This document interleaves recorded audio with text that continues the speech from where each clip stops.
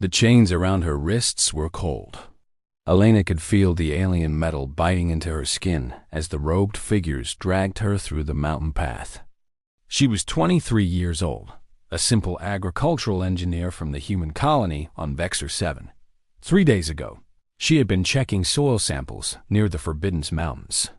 Now she was about to die. The Cathari had ruled this planet for 10,000 years. They were tall beings with gray skin and 4 eyes that glowed yellow in the darkness. Their entire civilization was built around one thing: the worship of the great devourer, the dragon that lived in the heart of the mountain, the beast that demanded blood. Elena had heard stories about the creature. Every human colonist had. The Cathari allowed humans to live on their world only because they needed workers for their mines. But there were rules. Never go near the mountains. Never look at the temple.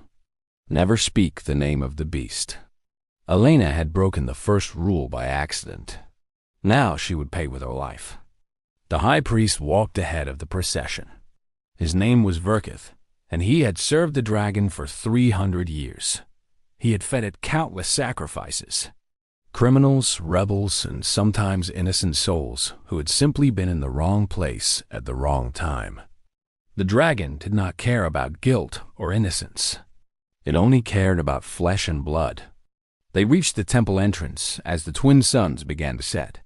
The structure was ancient beyond measure. Black stone carved with symbols that hurt Elena's eyes when she looked at them too long. The doors were 30 feet tall, made of some metal that seemed to absorb light rather than reflect it. 2 guards pushed them open with great effort. Inside, the temple was even more terrifying. Thousands of Cathari filled the great hall, all dressed in ceremonial robes. Torches lined the walls, casting dancing shadows across the stone floor. At the far end of the hall was a pit, a hole in the ground that led down into absolute darkness. And from that darkness came a sound: breathing. Slow, ancient, impossibly deep breathing. Elena's heart was beating so fast she thought it might burst. She had always considered herself brave. She had left Earth at 19 to join the colonial program.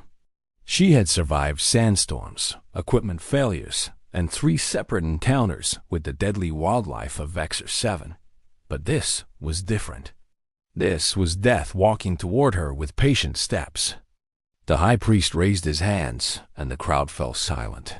He began to speak in the old language, words that Elena could not understand but could somehow feel. They vibrated in her bones. They made her blood feel cold. The ritual had begun. 2 acolytes approached her with ceremonial knives. They cut away her work clothes, replacing them with a simple white dress. The fabric was thin and provided no warmth against the cold air of the temple.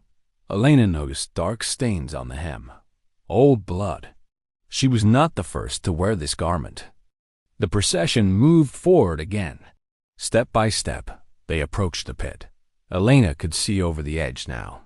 The hole went down perhaps 50 feet before opening into a massive cavern. And in that cavern, she could see it. The great devourer. The creature was enormous. Its body was covered in scales that shifted between black and deep purple. 4 massive wings were folded against its back. Its head alone was the size of a shuttlecraft, with teeth as long as Elena's arm. But it was the eyes that truly terrified her. They were intelligent, ancient. They looked up at her with something that might have been curiosity or might have been hunger. The high priest spoke again, this time in the common tongue so that Elena would understand. "We offer this flesh to you, Great One. We give this blood to sustain your eternal life. Accept our sacrifice and continue to bless our people with your protection."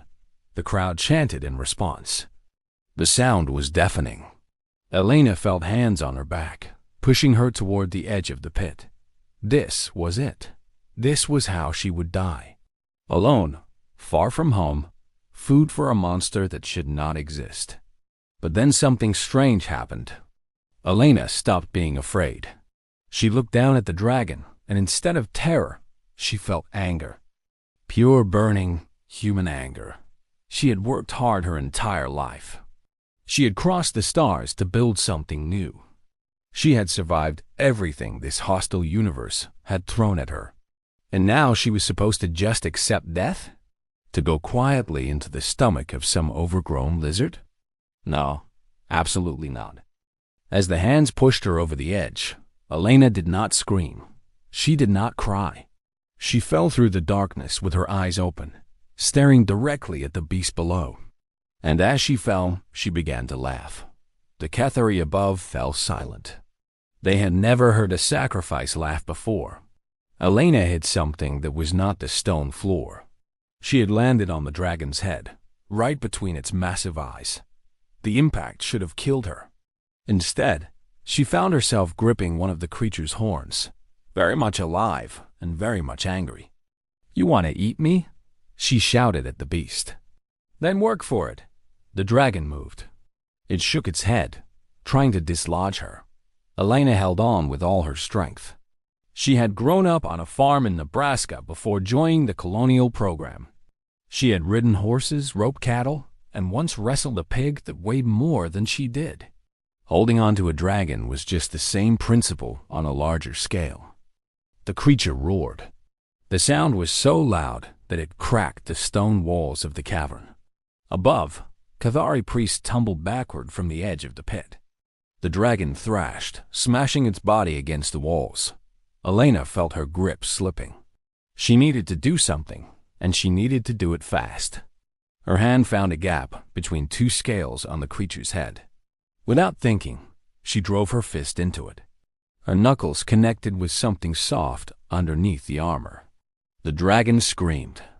Elena pulled back and punched again, and again. Each blow seemed to cause the creature real pain. She was not sure how this was possible. She was a small human woman. Her fist should have been nothing against a beast of this size. But the dragon was clearly suffering. Then she understood. The creature was old, impossibly old. It had lived in this cavern for thousands of years, fed by willing worshippers who never fought back. Its body had grown massive, but its spirit had grown weak. It had never known resistance. It had never experienced defiance. And it had absolutely no idea how to handle a small, angry human who refused to die. The dragon stopped thrashing. It lay still on the cavern floor, breathing heavily.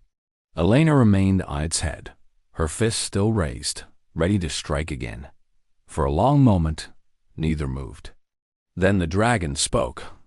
The voice echoed in Elena's mind rather than her ears. It was deep and ancient, filled with millennia of accumulated thought. "You do not fear me. I fear lots of things," Elena replied out loud. "But I refuse to let that fear control me." Another pause. "The Gray Ones have fed me for 10,000 years. Not once has any sacrifice fought. Not once has any offering caused me pain. You are different. I am human," Elena said simply. The dragon seemed to consider this. "I have tasted many species over my long life. I have consumed the flesh of warriors and kings. I have devoured the bodies of beings who considered themselves gods. But I have never tasted a human before. The Gray Ones told me you were weak. Simple animals useful only for labor." Elena laughed again. "The Gray Ones are idiots." There was movement above. The high priest had recovered from his shock. He was screaming orders, and armed guards were preparing to descend into the pit. They would kill Elena themselves rather than allow this blasphemy to continue. The dragon saw them too. Its massive head turned toward the edge of the pit. "They seek to destroy you. Let them try." Something changed in the dragon's eyes. For 10,000 years, it had been treated as a god. The Cathari had given it everything it wanted. But in return, the dragon had become their prisoner. It lived in this hole, fed only when they chose to feed it, worshipped, but never respected. It had never realized how much it hated this arrangement until this tiny human had shown it another way. The first guard dropped into the pit with a weapon raised. The dragon's tail whipped through the air faster than the eye could follow. The guard did not survive the impact. More guards descended. None of them lasted longer than seconds. Above, chaos erupted. The dragon spread its massive wings and launched itself upward. Elena clung to its horn as they exploded out of the pit and into the temple above. Cathari scattered in all directions. The dragon breathed fire for the first time in centuries. The ancient black stone of the temple began to melt. The high priest stood frozen at his altar. His yellow eyes were wide with a terror he had never expected to feel. For 300 years, he had been the servant of a god. Now the god was turning against him. Elena slid down from the dragon's head and walked toward the high priest. Her white dress was torn and covered in blood ash. Her hands were bruised from punching through dragon scales. She looked like something from a nightmare. "This is over," she told him. "The sacrifices stop today." Verkith found his voice. "You cannot do this. The Great One requires blood. It has always required blood. Our entire civilization depends on its blessing." The dragon lowered its massive head until one enormous eye was level with the high priest. When it spoke, the voice rumbled through the entire temple. "I require nothing from you. I never did. You built your chains around me and called them worship. You fed me flesh and called it devotion. But I am done with chains. I am done with you." The Cathari Empire fell in 3 days. Word spread quickly. The dragon that had protected them for 10,000 years had turned against them. But more importantly, the humans they had enslaved were no longer afraid. If one small woman could tame a god, what else were humans capable of? The colonial administration sent a shuttle to investigate Elena's disappearance. They found her sitting on the steps of the ruined temple, casually scratching the chin of a creature the size of a starship.